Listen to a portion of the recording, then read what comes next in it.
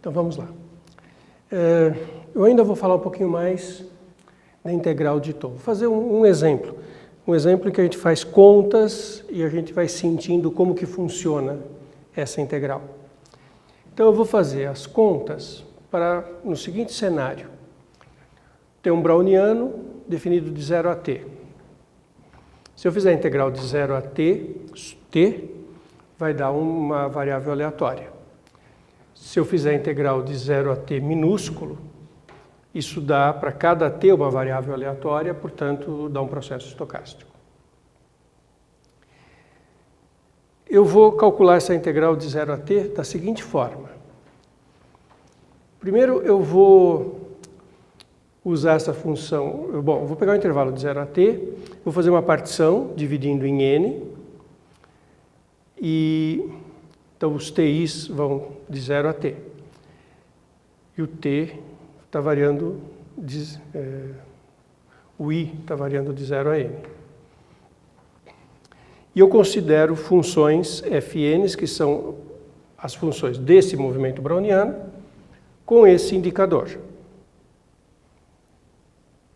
Então, eu mato o movimento browniano fora de cada intervalinho.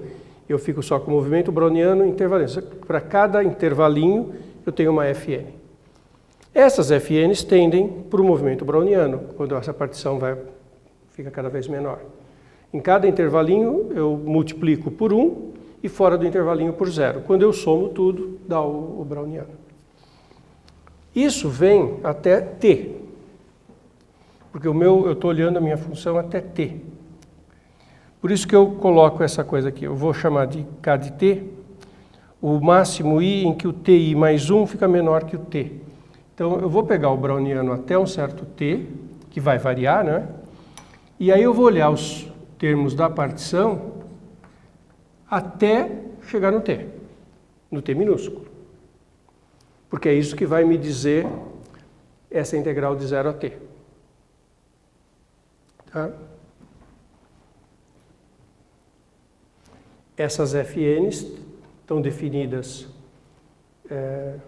de 0 até o ti mais 1, onde eu paro antes do t.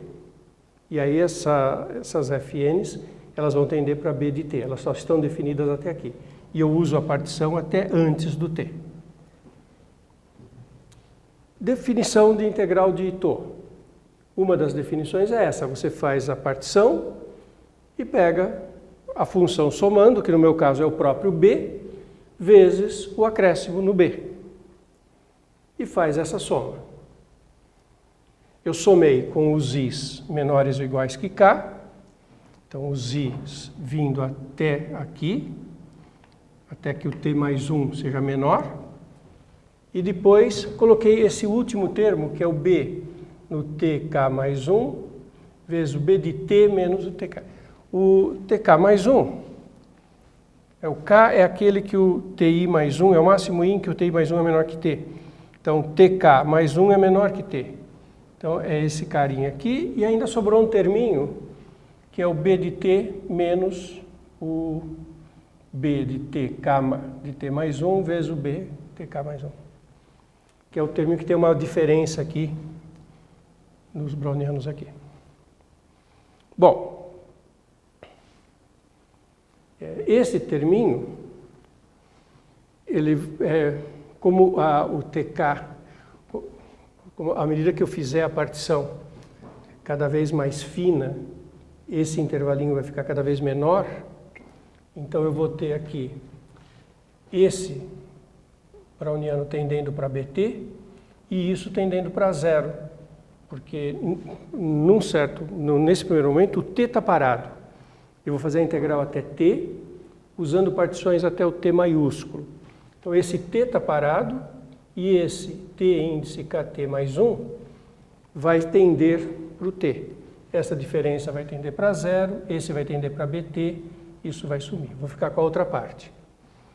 A outra parte eu escrevo assim, que é essa somatória. Essa diferença, eu escrevo essa igualdade. É uma igualdade algébrica. Observe que aqui eu tenho TI duas vezes com sinal de menos. e ti mais 1. Aqui eu tenho ti mais 1 ao quadrado, e quando eu elevar ao quadrado aqui, eu vou ter ti mais 1 ao quadrado. Aqui menos, aqui mais, cancelou ti mais 1. Aqui eu vou ter menos o ti quadrado, com meio. Aqui eu vou ter mais bti quadrado, ficou mais, mas aqui também com meio. Menos meio, eu tenho menos daqui, o menos daqui. Eu tenho menos bti, uma vez. E os outros termos é o duplo produto, mata o meio, do produto desses dois, que é o que vem aqui, né? Do bti vezes o bti mais 1. Então essa é uma igualdade algébrica. E o que eu estou querendo olhar então é o limite para n tendendo a infinito desta soma.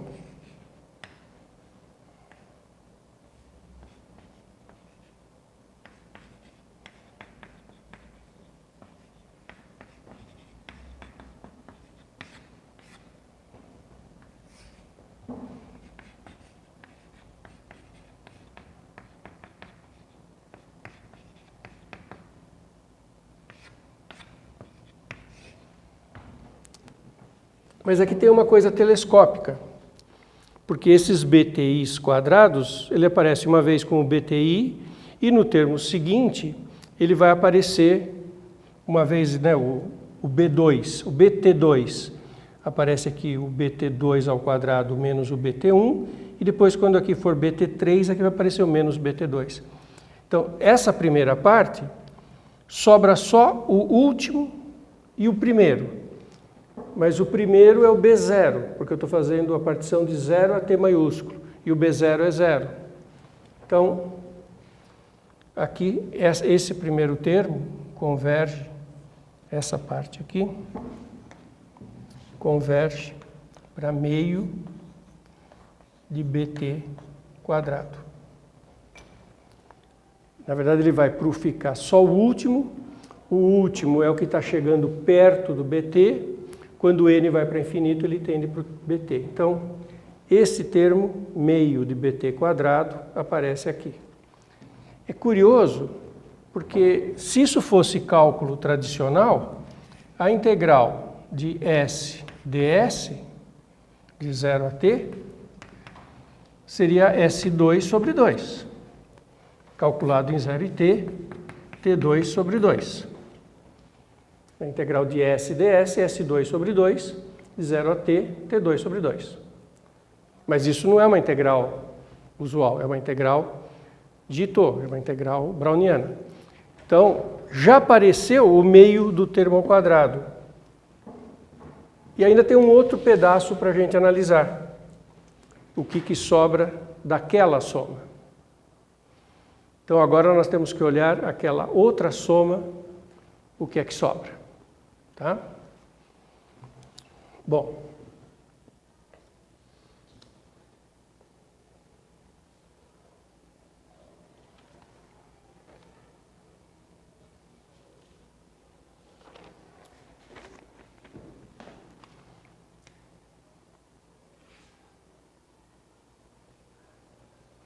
Então agora a gente tem que olhar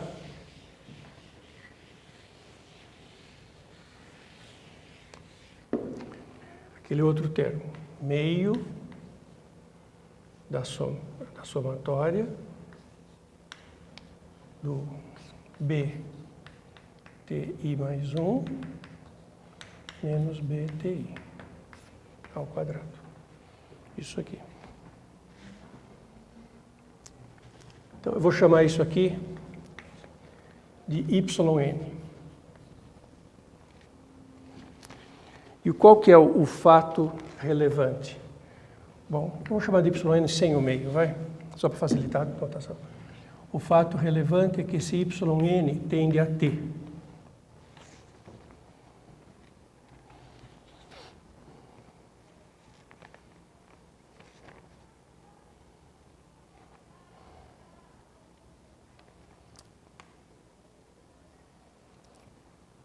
Então, olha só. E como o YN tende a T, isso aqui vai tender a menos meio de t. E essa integral vai ser igual a meio de bt, como seria no caso normal do cálculo comum, menos meio de t. Então essa é uma integral de τ que dá este resultado. Bom, e por que isso tende a t? Eu tenho isso ao quadrado, né? Então você lembra que a variância de uma variável x é a esperança de x quadrado menos a esperança de x ao quadrado. Agora vamos olhar o que acontece com cada um desses. A variância de bt mais 1 menos bt, e aqui entra porque que a definição de Browniano é como é. Quanto que é a variância de bt mais 1 menos bt? É o tamanho da diferença t mais 1 menos t. E do jeito que nós construímos, é uma partição de tamanho t sobre n.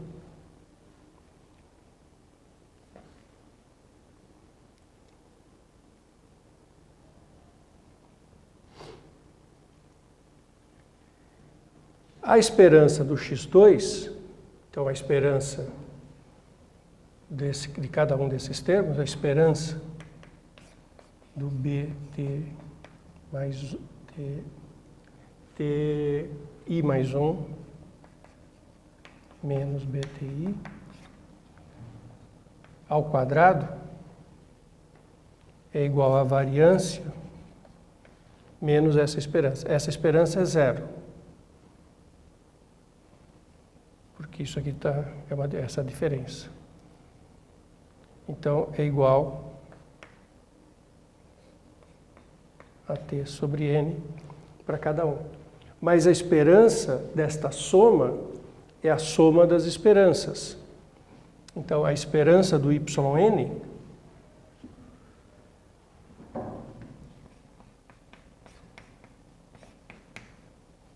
é a soma de todas essas esperanças. Como eu tenho n parcelas, essa esperança, na verdade, para ser mais preciso, o número de parcelas não é exatamente n, né? É k, t maiúsculo n, onde esse k é o número de parcelas até que os termos da partição ficam menor do que o t. Então, eu somo até, é um pouquinho menor que n. Mas quando n vai para infinito, se a partição fica cada vez menor, esse número de parcelas cresce e eu fico me aproximando do t. Então, esse kt e esse n, quando n tende para infinito, esse limite é 1 e a gente vai se aproximar do t. Tá? Então, esse yn, ele tende a t, porque isso aqui vai tender, né, o k, deixa eu falar um pouquinho melhor. Eu tenho uma quantidade de vezes, tenho t sobre n, o tamanho da partição, vezes um kt. O kt é o número de parcelas até chegar no t minúsculo. Então, quando eu somo essas parcelas, t maiúsculo sobre n, que é o tamanho, que vai ficando cada vez menor, mas eu somo parcelas até chegar no t. Então, isso aqui está tendendo a t. Então, este termo está tendendo a t.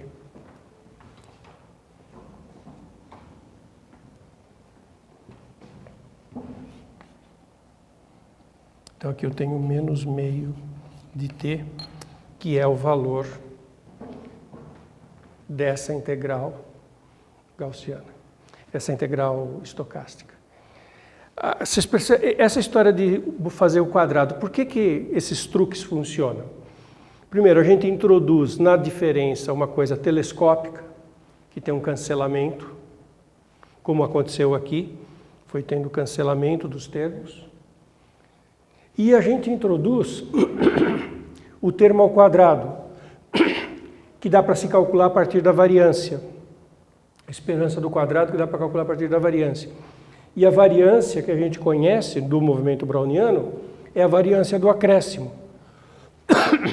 Então, é por isso que as definições, na definição de browniano, as condições são aquelas. Porque com isso a gente consegue fazer esse trabalho. São condições importantes para que o cálculo de Ito funcione. Vou aproveitar esse fim de aula para fazer um comentário que tem perspassado todos os nossos raciocínios. Eu não tenho chamado a atenção sobre ele, mas ele conceitualmente está embutido em tudo que a gente falou. Eu queria lembrar uma coisa para vocês sobre o conceito de martingais. Então, o que eu estou falando agora é limpar umas coisas que ficaram um pouco para trás. No conceito de martingale, a gente tinha a seguinte fato super importante, que a esperança da variável z,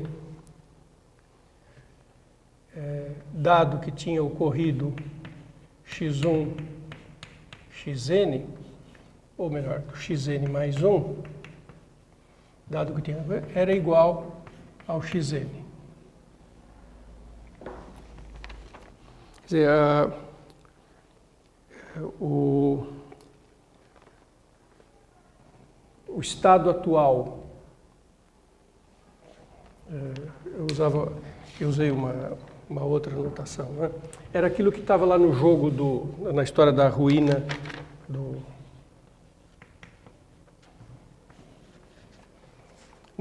passeio aleatório. A esperança do próximo, do valor total que eu terei ganho ou perdido no próximo passo, dado que aconteceram esses primeiros, é o igual ao valor atual. Não é que o valor obtido vai ficar igual, porque ou eu vou ganhar ou eu vou perder. Então eu vou ficar ou um pouco para cima ou um pouco para baixo disso. Mas a esperança, que é a média, é igual. Não tem o que diz, né, a proposta do martingale, é de que num jogo honesto, a gente não tem como olhar para o passado e prever uma estratégia que seja ganhadora sempre. A não ser que o jogo tenha um viés. Se o jogo tiver viés, a gente consegue. Isso acontecia e a gente usava a seguinte notação.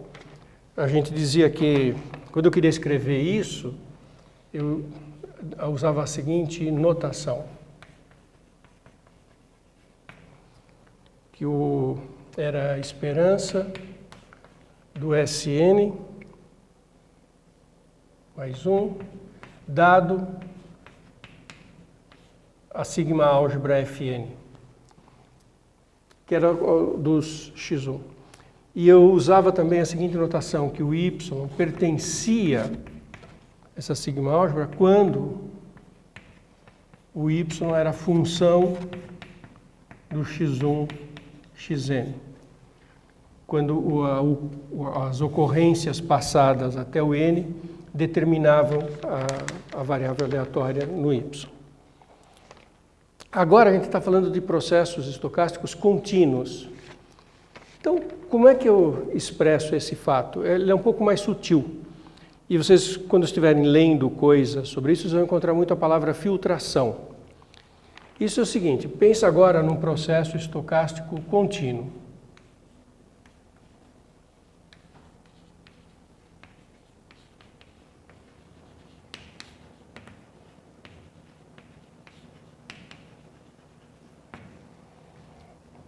Ou seja, a variável t está percorrendo aqui a reta real, né?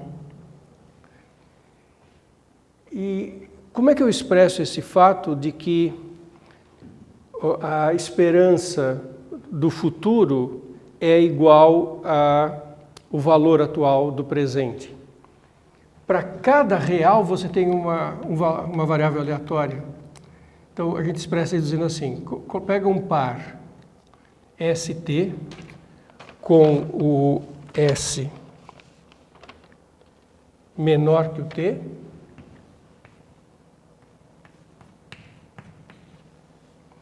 E a gente diz que a esperança da variável aleatória xt, dado que ocorreu o fs, então, dado tudo que se passou até o fs, é igual ao xs. Para s menor ou igual a t. Quer dizer, eu digo o seguinte, eu estou com a minha variável aleatória no t, para cada s anterior, vale para todos os s's, mas essa sentença eu tenho que pegar um s de cada vez. Então, para cada s, se ocorreu tudo até o s, isso eu indico por isso aqui, aconteceram os fenômenos da variável até o s, a esperança do xt, dado que aconteceu, é igual do xs. Me interessa, é claro, quando o s tende para o t, mas isso tem que valer para todos. Então, esta é a propriedade do martingale contínuo. Isso não era assim quando a gente falava de martingais discretos. Aí era do jeito que eu escrevi aqui. Dados, a gente explicitava todos os x de x1 a xn. Quando eu tenho a coisa contínua, eu falo desse jeito. E, para que isso faça sentido, olha só, se eu estou querendo falar do xt, o xt é uma variável aleatória que tem o seu espaço amostral. Olha só como que são as coisas. O xt, ele é uma variável aleatória que tem o seu espaço amostral ft, onde ela atua. Mas se eu quero dizer da esperança do xt, dado que aconteceu o xs não aconteceu para o xt. Então, eu preciso de uma coerência aqui. Então, eu suponho que toda vez que isso acontece, o fs está contido no ft, para que eu possa falar que aconteceu para o nosso processo tudo o que podia acontecer até em s. E isso fez sentido para a variável x. Quer dizer, que faz sentido pegar o x de S e aplicar num elemento do espaço amostral com S menor. Então, essa é uma condição técnica. Não interferiu nas nossas contas até agora, mas em algum momento eu tinha que contar isso para vocês. E quando isso ocorre, essas sigmas álgebras chamam-se filtração. Então, quando vocês estiverem lendo um trabalho, um livro sobre esse tema, essa palavra filtração aparece. E o que quer dizer filtração? Quer dizer que os sistemas, os processos estocásticos contínuos, têm uma coerência em termos de cada variável aleatória ter domínios onde ela pode ser aplicada, que são coerentes. Quando você avança no tempo, a variável aleatória num certo t, ela faz sentido compará-la com o que aconteceu no passado. É uma coisa técnica, importante, conceitual, mas que não atrapalhou nas nossas contas. Tudo que nós fizemos de conta com o movimento browniano, etc., teve essa característica. E aí, feita essa interpretação, então, lembrando então dessa definição, os seguintes processos estocásticos são martingais. O movimento browniano ao quadrado menos t. Vocês devem estar se lembrando que isso já apareceu em vários exemplos nossos. Não é uma coisa tão rara. E exponencial de alfa vezes o movimento browniano menos alfa t quadrado sobre 2, são exemplos de martingais.